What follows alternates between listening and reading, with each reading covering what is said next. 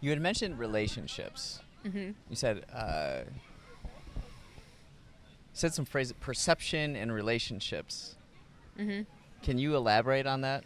Yeah. So I always say perception relative to like I said, a product of your environment. Like, if you go even between in Florida, right? If you grew up in South Florida versus up in the Panhandle versus the middle of Florida with no coastline, you're gonna have a little bit of a different dynamic of how people relate to their environment, what they do on a daily basis to interact with that. I mean, even between Florida and Chicago, much different experience. So that sometimes can shape our perception of like how we view climate change, like we were talking earlier, or how we view like our individual impact. If you live in a city and you're not really around a bunch of environment like trees, or you might not be thinking about that all the time. And so I think it's important to look at as a whole of like human society, of like how do we build relationships to connect people more back to nature, to where like they feel ownership and a responsibility, like an inherent responsibility to take care of it. And that's a hard thing to build. I mean, we've kind of done the opposite of that for years, of exploiting nature, right? Oils, fossil fuels, take as much as you can. It's a free resource, sell it, and not to just discredit like the capitalism of that. I think there's a balance that you can still do regenerative, utilizing nature, but still being able to manage it effectively. I think like we're the really neat thing is, again, aside from all the doom and gloom and climate change, we're at the most technologically advanced state in humanity. We're collecting samples from Mars. we can solve these issues. It's just putting the right people at the table and prioritizing what we do. We just were like looping around, getting deep there. How do you, like something I'll hear on the ground, say in Chicago, there's this doomerism. And I haven't heard that word. Yeah, I saw it on the internet. Okay. Yeah. I was like, I'm gonna have to use that. I'm gonna take that. Yeah. So there's kind of this gloom and darkness around. I think people seeing something on the surface and it seeming so far away and so out of reach for their own individual action that it creates this stress and apathy and nihilism of not acting, and even small actions not making an impact.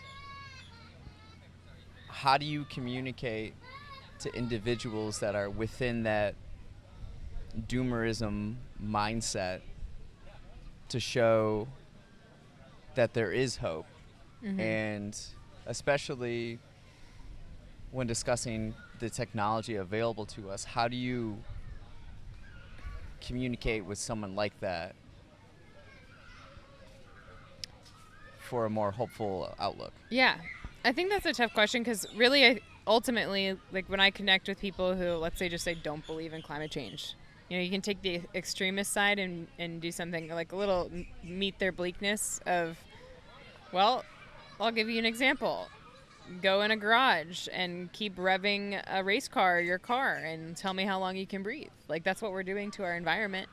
We're taking out literally things that have been compounded by thousands of years and just burning it and doing all these things without having like a proper protocol of like how much can we do, and just using to the extreme. And like that kind of makes sense. Like if you're using analogies, I tend to use analogies a lot. But that's a little on the negative side. From the hopeful side, I always try to connect with a person, more individually, and like understanding, well, why don't you have hope, right? And sometimes that goes down to like a deeper psychological effect, right? I think it's more of like an individual personal life. Exactly. Yeah. And I like that I'm a big mental health advocate too, and I think, there's been a lot going on the last few years with COVID, isolation, and like a lot of people don't get to express or even just be connected in nature. Like there's so many studies that just talk about the health of breathing or being able to meditate or just immerse yourself in nature or get active, right? Like there's plenty of literature about that effect on your body, your mental health and clarity. So I think when people do have these negative mindsets, I mean, I always try to, of course, like give my perspective, but understand, well, why? So to me, it's understanding the why rather than the what is very important, because you can like if we're mad at each other, right? And you just like know what I'm mad about. Understanding the why will prevent in the future from a disagreement happening again, or being able to understand, well, why am I upset? Like, why does that trigger me? And I think it's the same thing with somebody who has a negative experience with the environment, right? Well, why do you view it that way? Like, I'm curious. And so I actually like having conversations with people who disagree with me, because I'm genuinely curious on like seeing their perspective and why they feel that way. And I think, again, like a lot of that can be influence of where they grew up, what they're seeing in their immediate environment, what's happened in their past, and all of that, does boil down to psychology. And as a whole, as we were just talking about, like, well, how do we shift this, what I call like public perception and the relationships to the natural resources?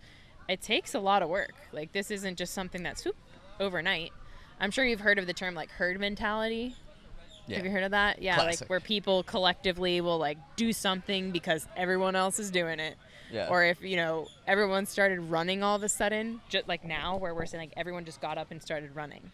Yes. Would you get up and run?